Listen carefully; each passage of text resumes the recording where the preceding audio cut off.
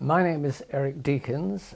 I was a Labour Member of Parliament from 1970 to 1987, and during that period, and both before it and after it, I have played a prominent part, or tried to, in the campaign to convince the British people that entry into and membership of what is now the European Union has never been in the national interest. The process began in 1957 with the Treaty of Rome, signed by 6 West European countries which had tried to unite after the war in an iron and steel community, and it determined that that process of unification, economic unification, should be taken further. The founders of the community, the philosophers behind it, were quite clear about their ultimate objectives. Jean Monnet, one of the principal authors of the Treaty of Rome, told Douglas Jay, a British cabinet minister in the 60s and again in the 70s under Harold Wilson, that at the time, in 1957, they had taken a conscious decision not to set out their ultimate objectives for unification in Western Europe.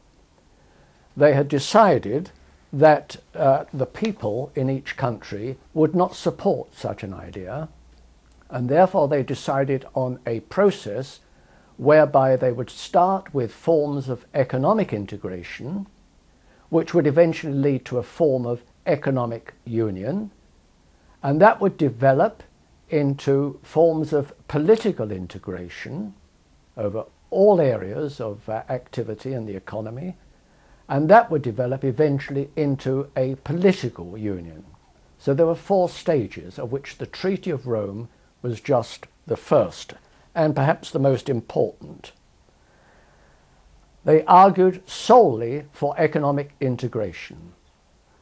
Britain did not join at that stage, but subsequently, as the British economy seemed to deteriorate and Britain's influence in the world, particularly after the Suez Crisis of 1956, began to wane, they felt that there was a role for Britain in joining the common market as it then was, in order to get economic advantage and perhaps political advantage as well.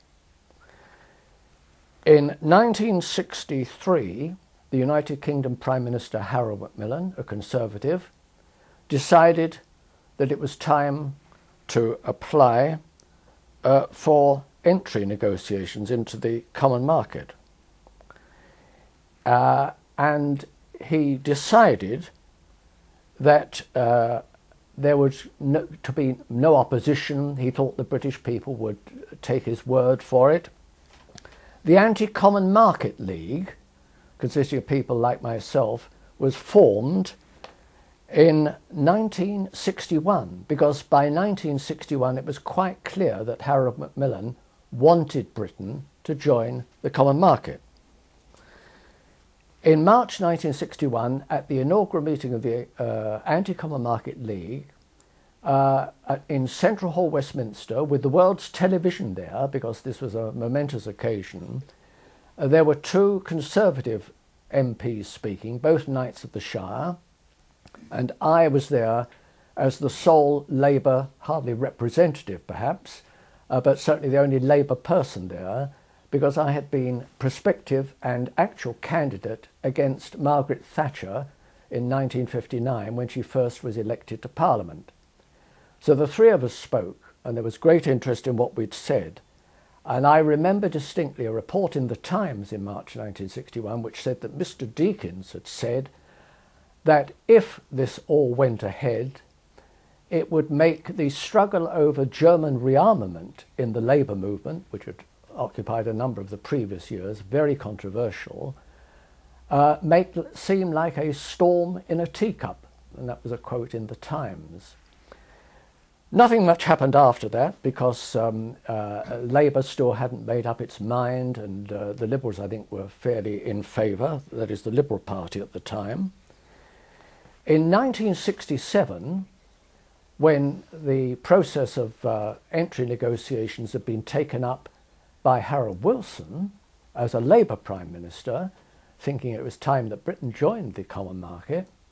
I was the Labour candidate in a notorious by-election in Walthamstow, in fact West Walthamstow in northeast London, which I lost by 62 votes in a small constituency, which had been solid Labour, one of the few Labour seats which had remained Labour even in the debacle of 1931, a seat that Attlee himself had held for a considerable time before retirement. In that campaign, I was restrained because my views anti-common market were well known, but I couldn't put them into the election address, which was written for me, as all by-election election addresses are done, particularly when it's a government seat at stake. And so I lost, and 500 votes went to an anti-common market candidate, which would otherwise, I'm sure, have come to me.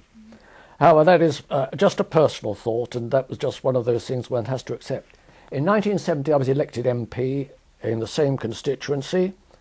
The Tory Edward Heath had won the election, became Prime Minister, and immediately started building on Harold Wilson's negotiations, which had been brought to a halt by General de Gaulle saying he didn't want Britain in the common market. But a new president in France, Monsieur Pompidou, had made it clear that given the right entry terms, he would probably agree, and so Ted Heath went ahead. The House of Commons and the Parliamentary Labour Party held a series of meetings, very important meetings, on aspects of common market entry, in which all the top people spoke both for and against.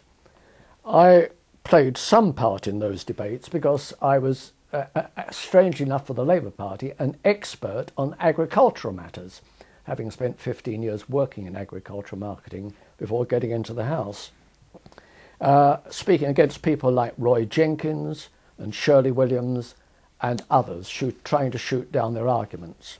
However, the PLP was very split about the matter, and although there was strong opposition, we couldn't stop Ted Heath introducing the European Communities Bill in 1971 to allow us to enter.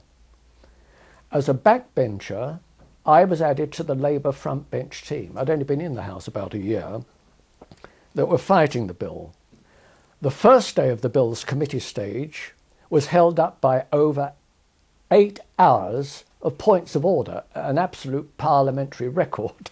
And I was there the whole time, although I didn't actually feel the need myself to get up and raise a point of order, because the chairman of Ways and Means, which was going to guide the bill through the House in its committee stage, had ruled against the idea of amendments on major points of principle.